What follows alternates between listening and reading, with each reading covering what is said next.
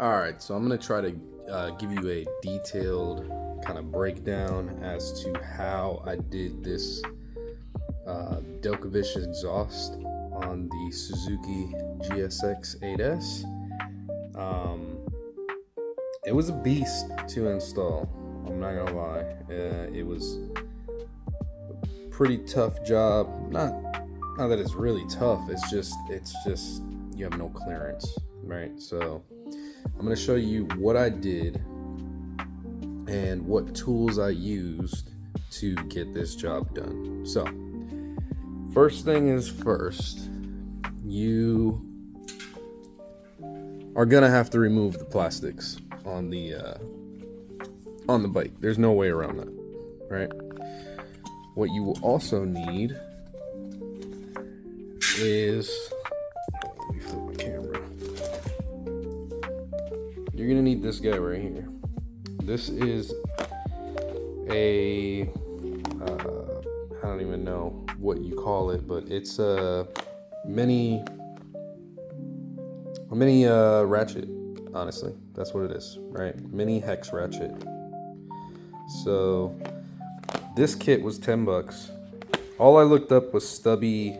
I think I looked up like stubby ratchet on Amazon, and this popped up. It was $10. Came with everything that I needed. It's got your H6 torque bolt. Oh my god, torque bit right there that you need. It pops in there. It's super small, as you can see here, and it's gonna be the only thing that you're gonna be able to get in there. Even an Allen key was giving me a hard, it wasn't doing the job, because you have like this much clearance to move it back and forth. It was really a pain in the ass. So first thing you're gonna have to do, obviously, is remove these plastics. Okay, what I did, removed this bolt here, removed this bolt here in the hole. I removed a screw. I should really put the flash on. Yeah. Screw here, screw here, screw here. Okay. And then did that on both sides. Then I removed this pop clip, this center section comes out. You have another one of pretty much this underneath here, and another pop clip underneath, and then this whole blue trim comes out. There are some pop clips that you're gonna have to kind of pry open. I'm gonna be honest with you, I never figured out how to take off. There's another pop clip here.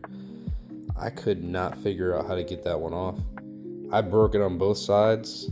Everything went back together perfectly, and there's no play or anything, so you know, it is what it is. But I didn't really realize how to take it off without breaking it until after I had broken both of them. And the design is really stupid. There's like a channel, right? There's a channel, and then, or there's a hole, and then there's a piece of the blue that pops into the black, and then there's another like retainer, another black retainer that goes in between the black and the blue. And actually, I have them right here.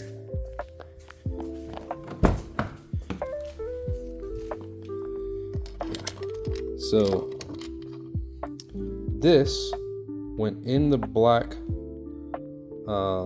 like hole, and then this retainer, sorry, I'm trying to do this with one hand. This retainer was sitting in there like this. Okay, can you see that? All right, and then, but it all looks like it's one piece when it's on there. So like I couldn't figure out that there's a pop clip, and then you push this tab right here, push that tab, and then you can pull it out. I couldn't figure out how to do it. Even like looking at the first one that broke, I still couldn't figure out how to do it. So I have 2 broken tabs on here right now, but good news is it went back together just fine.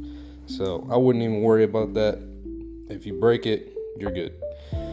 All right, so now that you got these off, you have a bolt on the radiator right here, the radiator support right here, and then you have another one.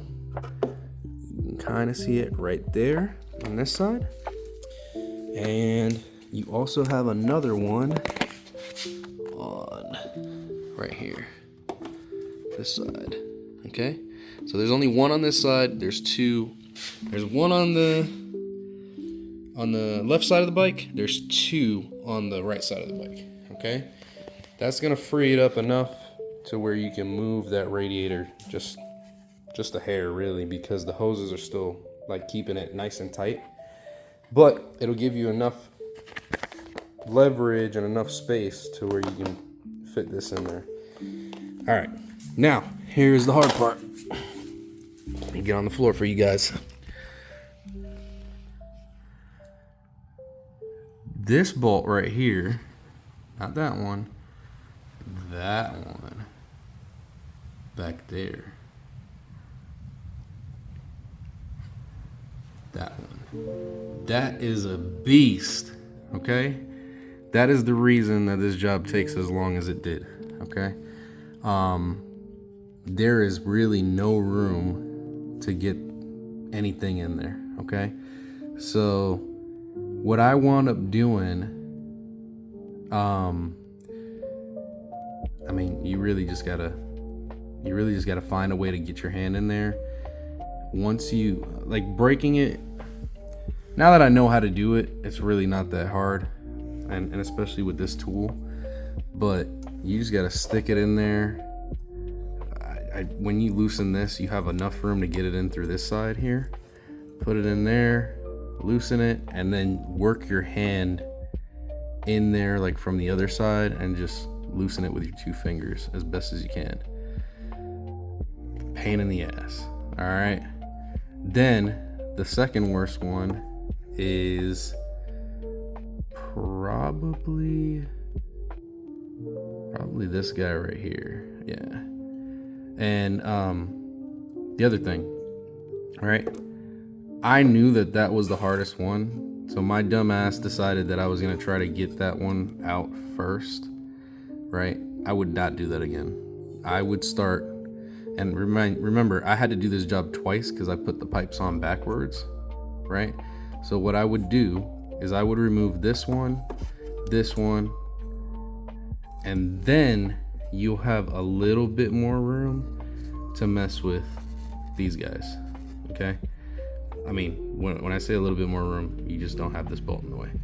But yeah, it'll be the problem with this exhaust is, or not this exhaust, but the stock exhaust, you also, it's not like this one, you have a piece going between these 2 headers right here. So it's like a T, so you really can't put your, like, you have another thing here blocking your hand from going in there. So the stock was a bit of a beast. All right, now this Delkevic exhaust, okay, it is numbered. Okay, this is 1. So 1 is on the right side of on the left side of the bike, excuse me. If you're looking, well, if you're on the bike, right? This is 1 on your left-hand side, okay? If you, I don't know why I said it like that. Sorry. If you're looking at it from the front of the bike, okay? Looking at it right here. 1 is gonna be on your right. 2 is gonna be on your left. Okay? They should be numbered, but this kit comes with 0 directions. That's why I had to do this twice. Okay? So don't mix them up. Problem is, when I mixed them up, they did not, I mean, they still worked, but the O2 sensor did not line up. Like it was too much tension on it. It was too far away. So that's the biggest thing. If I was gonna do this all over, guys, I would recommend like planning ahead, getting coolant, and I would take this whole radiator out. I would just pop the hoses off, take the radiator out. You're gonna have more room to work with, less frustrations. You're gonna be able to do, because another step that you're gonna have to do is you're gonna have to put the gasket. It gives you a brass gasket, and it gives you some gasket seal. Okay, and you put that gasket up there, and it's just a brass ring. It's just like doesn't pop into place or anything like that. You just put that gasket seal on there. It sits in there, and you pray that it's gonna stay there while you're trying to mess with these damn nuts and get them into place. And I can't tell you how many times I cursed because it fell out over and over and over and over again. All right, so that would be a lot easier without this damn radiator in the way. Okay, so now after you do that, don't put anything back together yet. Let's go ahead down here. The kit comes with the springs, and they also come with a spring puller, which I thought was really cool because I've never seen an exhaust kit that came with that. All right, you're gonna put your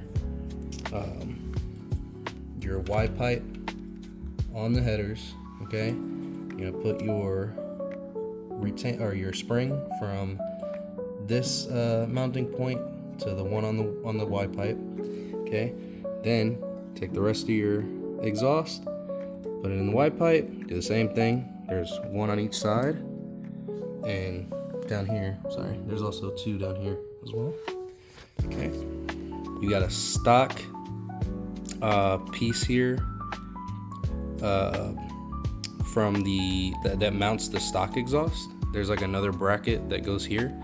You remove that, and then you're going to use this hole here, okay, to get to the mounting place. This is really nice, very easy to adjust, very easy to just slip right on. I did kind of have to muscle the actual muffler onto this pipe here, but once it was on there, very nice. I just torqued these down pretty well, and it's solid. All right, that's pretty much it. And then you reverse your steps to get everything going back in. But the exhaust sounds great, so I really do think this kit is worth it. It was a lot. It was just a lot because it didn't come with any instructions. That was the biggest thing. All right. Well, if you guys need any help, need any advice, comment down below. I'm more than happy to help you out. But yeah, good luck. Sorry, one more thing. I will add that when you go to put these headers on, I would obviously start with this one first, since that's got the pain in the ass bolt.